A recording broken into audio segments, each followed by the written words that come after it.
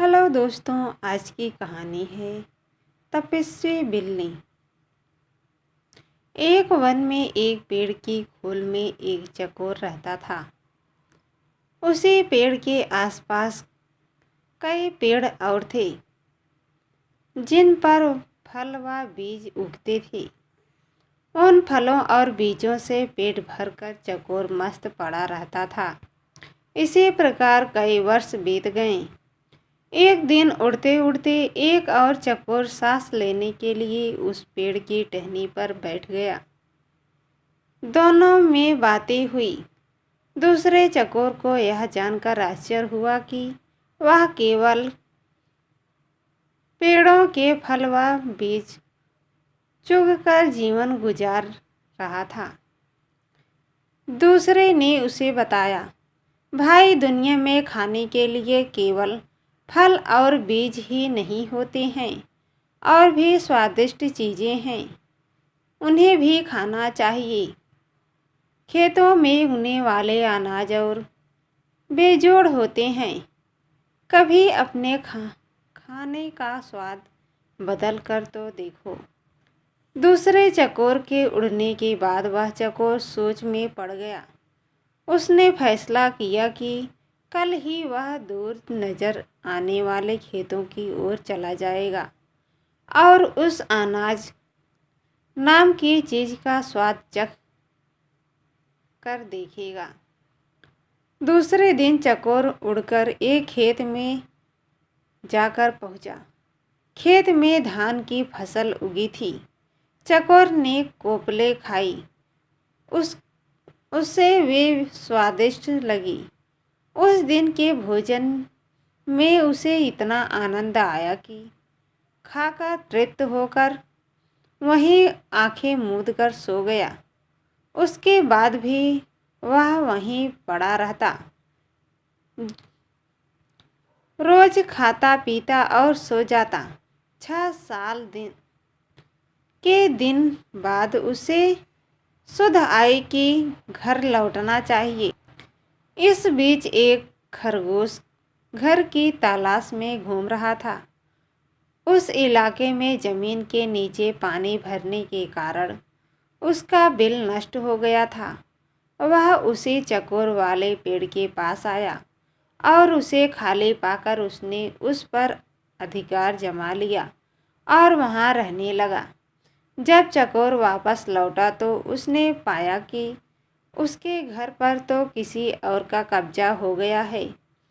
चकोर क्रोधित होकर बोला, हे भाई, तू कौन है और मेरे घर में क्या कर रहा है? खरगोश ने दांत दिखाकर कहा, मैं इस घर का मालिक हूँ। मैं 7 दिन से यहाँ रह रहा हूँ। यह घर मेरा है। चकोर गुस्से से फट पड़ा। 7 दिन भाई, मैं इस खोल में कई वर्षों से रह रहा हूँ। किसी भी आसपास के पंछी यहाँ चौपाए से पूछ लो। खरगोश चकोर की बात काटता हुआ बोला, सीधी सी बात है, मैं यहाँ हूँ। यह खोल खाली पड़ी थी और मैं यहाँ बस गया। मैं क्यों अब पड़ोसियों से पूछता फिरूं? चकोर गुस्से से बोला, वह कोई घर खाली मिले तो इसका क्या मतलब हुआ कि उसमें कोई नहीं रहता? मैं आखिरी बार कह रहा हूँ कि शराफत से मेरा घर खाली कर दे, वरना।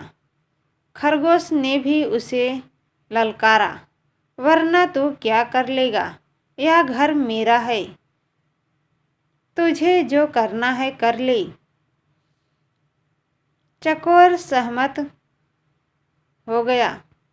वह मदद और न्याय की फरियाद लेकर पड़ोसी जानवरों के पास गया। सबने दिखावे की हूँ की, परंतु कोई सहायता करने सामने नहीं आया। एक बूढ़े पड़ोसी ने कहा, ज़्यादा झगड़ा बढ़ाना ठीक नहीं होगा। तुम दोनों आपस में कोई समझौता कर लो। पर समझौते की कोई सूरत नज़र नहीं आ रही थी, क्योंकि खरगोश किसी शर्त पर खोल छोड़ने को तैयार नहीं था। अंत में लोमड़ी ने उसे सलाह दी, तुम दोनों किसी ज्ञानी ध्यानी को पंच बनाकर अपने झगड़े का फैसला उससे करवाओ। दोनों को यह सुझाव पसंद आया। अब दोनों पंच की तलाश में इधर उधर घूमने लगे। इसी प्रकार घूमते घूमते वे दोनों एक दूसरे दिन गंगा किनारे आ निकले। वहाँ उन्हें जप तप में मग्न एक बिल्ली नजर आई। बिल्ली के माथे पर तिलक था, गले में जनेऊ और हाथ में माला की मृगछाल पर बैठी वह पूरी तपस्विनी लग रही थी। उसे देखकर चकोर व खरगोश खुशी से उछल पड़े। उन्हें भला इससे अच्छा ज्ञानी ध्यानी कहाँ मिलेगा। खरगोश ने कहा, चकोर क्यों ना हम इससे अपने झगड़े का फैसला करवाएं। चकोर पर भी बिल्ली का अच्छा प्रभाव पड़ा। वह जरा घबराया हुआ था। चकोर बोला, मुझे कोई आपत्ति नहीं है, पर हमें जरा सावधान रहना चाहिए। खरगोश पर तो बिल्ली का जादू चल गया था। उसने कहा, अरे नहीं, देखते नहीं हो, यह बिल्ली सांसारिक मोह माया त्याग कर तपस्विनी बन गई है। सच्चाई तो यह थी कि बिल्ली उस जैसे मूर्ख जीवों को फांसने के लिए ही भक्ति का नाटक कर रही थी। फिर चकोर और खरगोश पर और प्रभाव डालने के लिए वह जोर जोर से मंत्र पढ़ने लगी। खरगोश और चकोर ने उसके निकट आकर हाथ जोड़कर जयकारा लगाया, बिल्ली माता को प्रणाम है। बिल्ली ने मुस्कुराते हुए धीरे से अपनी आंखें खोली और आशीर्वाद दिया, आयुष्मान भव।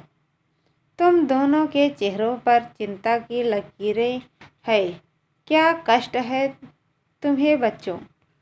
चकोर ने विनती की, माता, हम दोनों के बीच एक झगड़ा है। हम चाहते हैं कि आप उसका फैसला करें। बिल्ली ने पलकें झपकाई, हरे राम, तुम्हें झगड़ना नहीं चाहिए, प्रेम और शांति से रहो। उसने उपदेश दिया और बोली, खैर बताओ, तुम्हारा झगड़ा क्या है? चकोर ने मामला बताया। खरगोश ने अपनी बात कहने के लिए मुंह खोला ही था कि बिल्ली ने पंजा उठाकर रोका और बोली, बच्चों, मैं काफ़ी बूढ़ी हूँ, ठीक से सुनाई नहीं देता, आंखें भी कमज़ोर हैं, इसलिए तुम दोनों मेरे निकट आकर मेरे कान में जोर से अपनी अपनी बात कहो, ताकि मैं झगड़ने का कारण जान सकूं और तुम दोनों को न्याय दे सकूं। जय सिया राम। वे दोनों भक्तिन बिल्ली के बिल्कुल निकट आ गए ताकि उनके कानों में अपनी अपनी बात कह सकें। बिल्ली को इसी अवसर की तलाश थी। उसने म्याऊं की आवाज़ लगाई और एक ही झपटे में खरगोश और चकोर का काम तमाम कर दिया और आराम से उन्हें खाने लगी। दोस्तों, हमारी कहानी पसंद आए तो चैनल को सब्सक्राइब कर देना, बेल आइकन पर क्लिक कर देना, लाइक एवं शेयर कर देना।